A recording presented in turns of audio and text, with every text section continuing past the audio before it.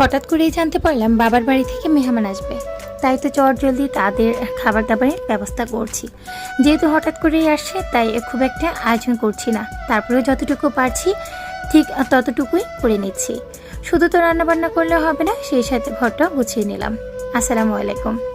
তো আজকে আমার বাবার বাড়ি থেকে মেহমান আসবে, তাই তাদের জন্য দুপুরের রান্নাবান্নার আয়োজন করছি। হঠাৎ করে প্ল্যানটা হয়েছে, তাই একদমই আপনাদের ভাইয়া বাজারে যেতে পারেনি। যা ছিল তাই দিয়ে দুপুরে রান্নাবান্নার আয়োজন করছি। ফ্রিজ থেকে একটি ইলিশ মাছ বের করে নিয়েছি, মাছটা সুমাইয়া কেটে নিচ্ছে।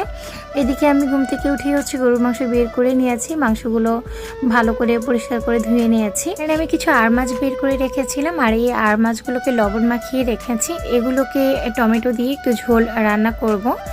আর এইদিকে হচ্ছে ইলিশ মাছের মাথা, লেজ এবং কিছু টুকরো দিয়ে ধুন্দুল রান্না করব। তো আমি রান্নাবান্নার কাজে যাওয়ার আগে সুমাইয়াকে বলেছিলাম